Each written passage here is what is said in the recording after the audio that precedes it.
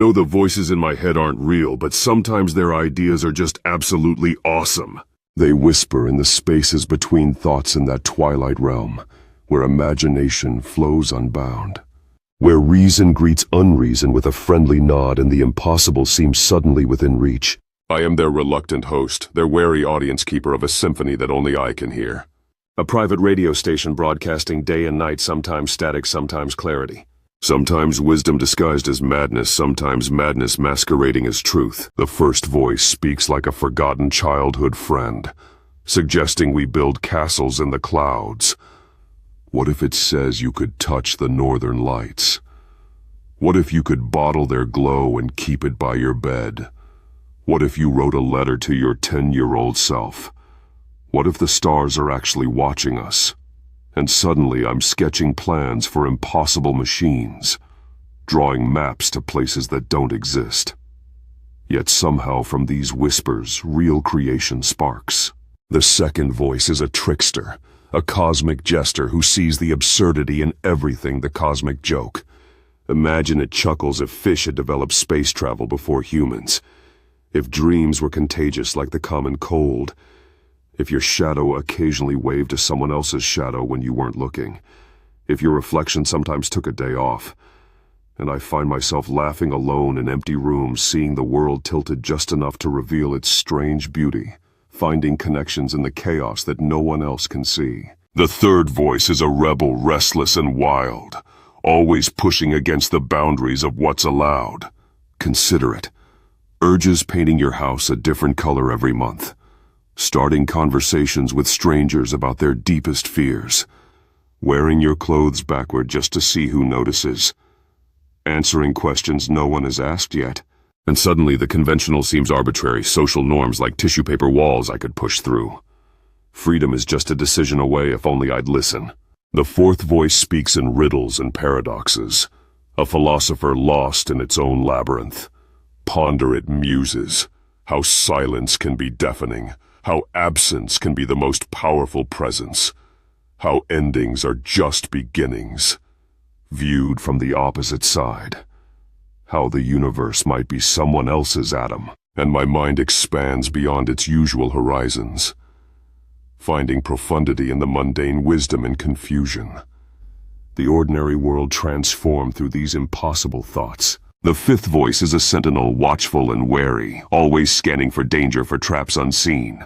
Remember, it cautions that bridges can collapse, that smiles can hide knives, that trust can be betrayed, that the ground beneath your feet is just a thin crust over fire, that safety is always an illusion, carefully maintained.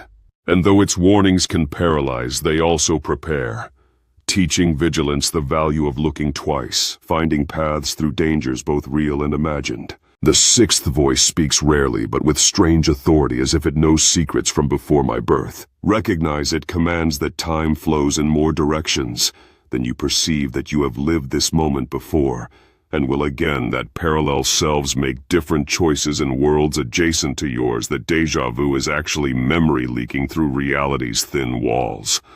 And suddenly, I'm dizzy with possibilities, with versions of myself I'll never meet, but somehow know the linear narrative of life revealed as just one story among many. The seventh voice is gentle, almost a whisper, speaking the truths I hide even from myself.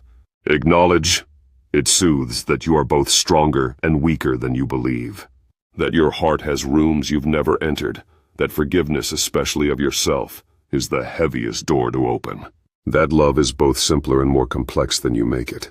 And in these moments I find clarity so sharp it nearly cuts. Seeing myself without the usual filters and disguises.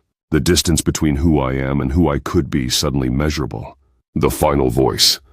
Deep inside I lock him tight, a beast that thrives in blood and night. I hold the key, my iron will, yet sometimes still he breaks the seal. Not for greed nor foolish pride, but when the innocent are denied. For hands that harm for those who pray, he rises swift, won't walk away. His judgment cold as wrath is true, a force unleashed when justice is due. Yet fire burns both hand and soul, so I must keep my grip in control. For in his rage a line is blurred, and once he speaks he won't be unheard. I know these voices aren't real, yet they feel more authentic than many external truths. They are aspects of myself fragmented and reflected. Kaleidoscope pieces of consciousness, catching different light. They're the mind talking to itself in different tongues. The self in conversation with its many potential selves. Their ideas are absolutely awesome. Not because they could work in this solid world of consequences, but because they expand what's possible in the realm of thought. They craft doorways where walls once stood. They question frameworks I've accepted without examination. They play jazz with concepts others treat as gospel.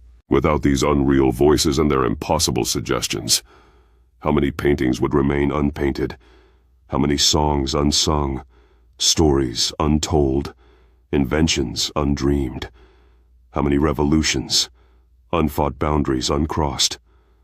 How many moments of brilliance would be lost to convention, sacrificed at the altar of the reasonable and expected? I honor these voices that aren't real, these internal strangers who are somehow also me, these whispers from the edges of perception, these ideas that dance just beyond the reach of language. I curate their chorus conductor of my personal madness, translator of their impossible tongues. Sometimes, not always, but sometimes, I follow where they lead, step off the edge of certainty, trust the invisible bridges they promise will appear beneath my feet. Sometimes I share their whispers with the waking world, watch as impossible ideas take root in reality, as the unreal becomes real through the alchemy of action. I know the voices in my head aren't real, but neither was anything else before it was created. Every human achievement began as a voice in someone's head, a whisper that said, "What if imagine? Consider." So I listened to my impossible chorus, my personal council of cosmic jesters and prophets, because sometimes, just sometimes, their ideas are absolutely awesome, and the line between madness and inspiration is thin as gossamer fragile as morning mist, but crossing it might just change everything.